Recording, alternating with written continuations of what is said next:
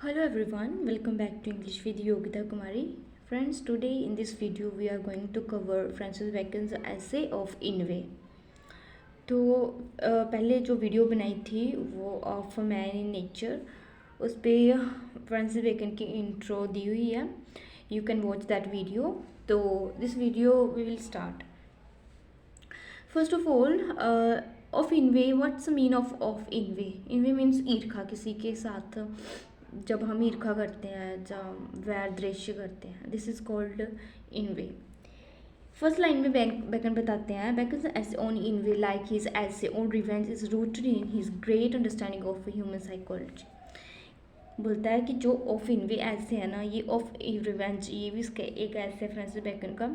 बोलता है कि ये जो दोनों चीज़ें हैं ना, ये ह्यूमन साइकोलॉजी की अंडरस्टैंडिंग है. ह्यूमन साइकोलॉजी मीन्स ह्यूमन के जो माइंड है ना, उसकी ही ये अंडरस्टैंडिंग है. While revenge is in certain cases has some justification and is also satisfied when the target of revenge is punished. बोलता है कि दोनों में अब डिफरेंस बताता है कि रिवेंज क्या है. ये एक जस्टिफिकेशन है और सेटिस्फेक्शन है. जब हम मतलब किसी से रिवेंज ले लेते हैं, अपना बदला ले लेते हैं, देन वी गेट सेटिस्फाई. ठीक है, हमें मतलब जस्टिफिकेशन मिल जाती है, ठीक है आप बदला ले ली.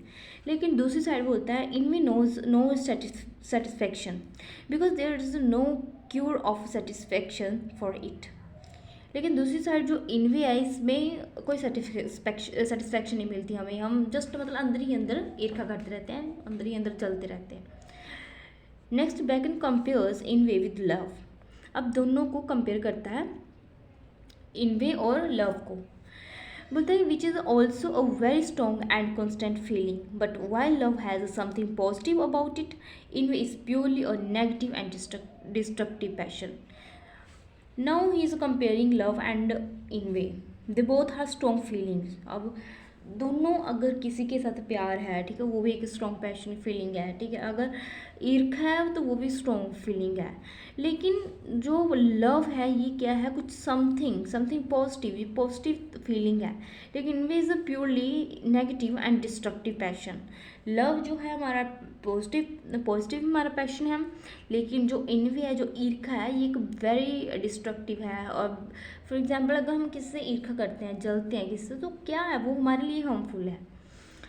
Next, bacon examines the cause of envy, the people who are envious, and also mention the people who are or become the target of envy.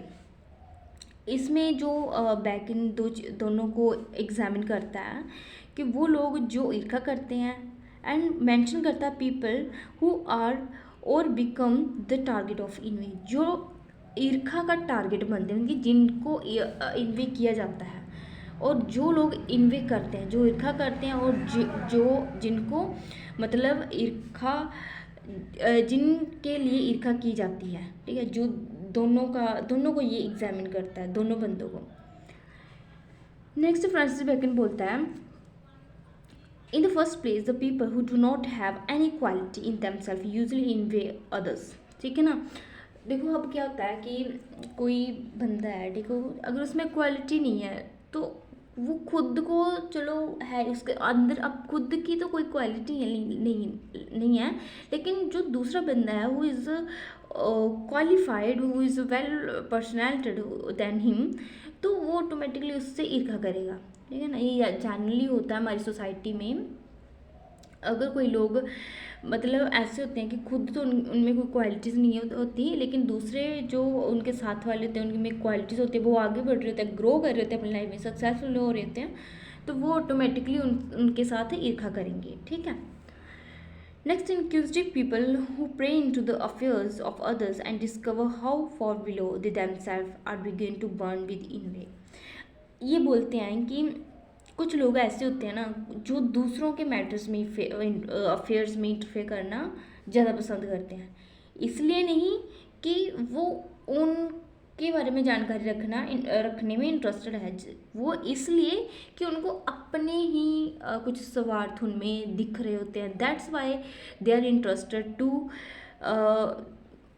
C them, कि वो इसलिए इंटरेस्टेड हैं कि उनकी लाइफ में. अब देखते हो ना घरों में कैसे होता है, फैमिलीज़ में एक फैमिली दूसरी फैमिली के अफेयर्स में इंटरफेयर करती है, ठीक है।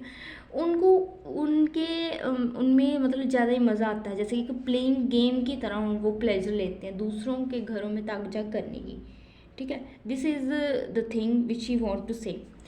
Now, secondly, people born in noble families are also become envious when they find someone socially inferior to them. आगे वो बोलता है वो लोग जो नोबल फैमिलीज में बॉर्न हुए होते हैं or become envious when they find someone socially inferior to them. Rising जो बिकॉज ऑफ बर्थ, देखो इसमें ये बोलता है कि जो लोग नॉर्मल फैमिलीज में बॉर्न हुआ होता है, ठीक है, अगर कोई गरीब बंदा मतलब राइज होके उठ के मेहनत करके हार्ड वर्क करके उनके जैसा बन जाता है, सक्सेस गेन करता है, तो वो लोग जो सक्सेसफुल बंदा हुआ होता है छोटी फैमिली का, छोटी कास्ट का, पुअर बंदा, उसके साथ इन्वे करेंगे, उसको ईर्खा करेंगे। ये कौन करते हैं? जो नोबल फैमिलीज के लोग होते हैं। नेक्स्ट होता है thirdly, they are deformed people. Deformed क्या होता है कि कुछ लोग जो मतलब डिफॉर्म्ड मतलब इंजर्ड होते हैं, जिनमें खुद की जो फिजिकली जो लैकनेस होती है, फिजिकली डिसेबिलिटीज़ होती हैं, important and all descriptive and illegitimate people. Illegitimate पर child who born from a parents who are not married, तो नाजायज़ औलाद जिसको बोलते हैं आप, वो लोग भी इस कैटेगरी में आते हैं, जहाँ दूसरे लोग जो मतलब फिजिकली डिफॉर्म्ड होते हैं, इंजर्ड होते हैं, वो लोग भी ईर्खा करते हैं दूसरे लोगों के साथ। Who burn with in way because of their own shortcomings, अपनी शॉर्टकमिंग्स के कारण, मतलब कि उनमें खुद की तो मतलब वो चाह के भी आगे नहीं आ सकते because of their physical inability और इलेजिटिमेट रीज़न, तो इसलिए वो लोग भी दूसरों को आगे बढ़ते हुए देख के इन्वे करते हैं, ठीक है। नेक्स्ट बोलता है then there are also those envious people who had one similar social and economic background find someone from among them or relatives, friends or colleagues rising high in life.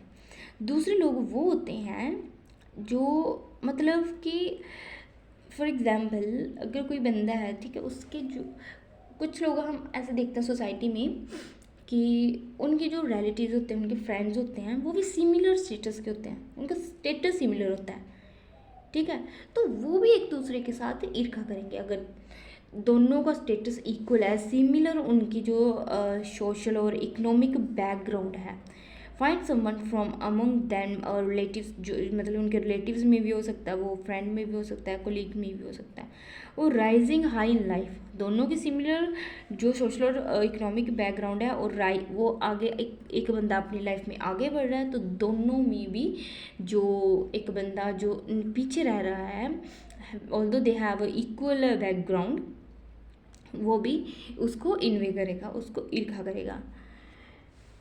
Next बोलता है in this case envy is rooted in what is called inferiority complex. तो इस चीज़ को हम क्या बोलेंगे? हीन भावना।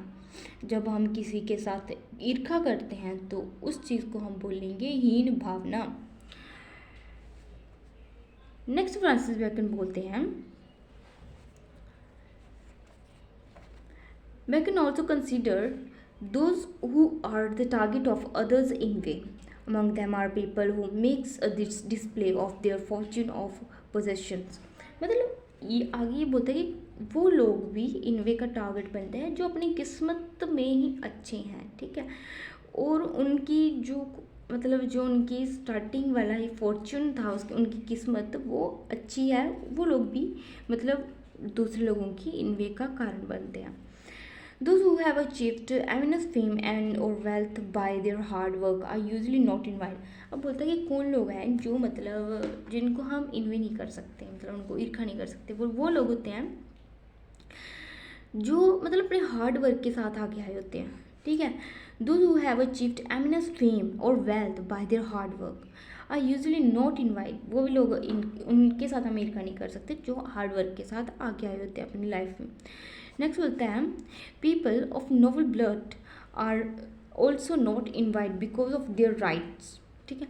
मतलब दूसरे लोग जो मतलब नोबल फैमिली में बिलोंग हुए होते हैं, मतलब ऐसे कि किंग्स होते हैं, ठीक है, एम्पायर होते हैं, उनको मतलब बाय बर्थ ही वो उनके राइट से मिले होते हैं, ठीक है। तो हम उनको भी मतलब इन्वे नहीं कर सकते, ठीक है। अब नॉर्मल बंदा है, ठीक है, एक किंग है, एक पुअर मैन है, तो क्यों करेगा उसको इन्वे, ठीक है। इन्वे मीन्स इज अ कंपैरिजन, दोनों में जब कंपैरिजन होता है तो इन्वे स्टार्ट होती है, ईर्खा स्टार्ट होती है, लेकिन उनमें कंपैरिजन ही नहीं है तो इन्वे कहाँ से आएगी, ठीक है। तो ये बात फ्रांसिस बैकन बोलने की कोशिश करता है यहाँ पे।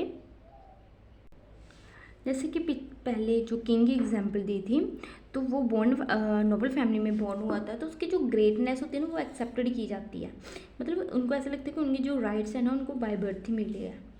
Next, no one for example envies king, कोई भी बंदा, जैसे ये एग्जाम्पल ये किंग की जैसे अभी बताया मैंने, कोई बंदा किंग को इन्वे नहीं करेगा, उसको ईर्खा नहीं करेगा। ओनली अदर्स किंग डू, सिर्फ जो दूसरे किंग्स होते हैं, जो दूसरे स्टेट के होते हैं, उसके साथ उसके कंपैरिजन के होते हैं, वही उनको इन्वे कर सकते हैं।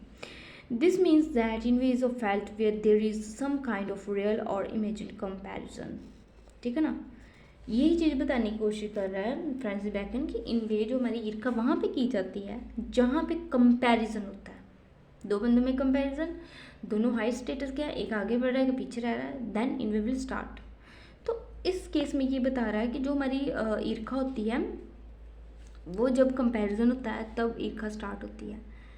तो this is all about this essay. I hope you understood very well this essay of Inve. It is a very short introduction of Inve so that you can write in exam very well.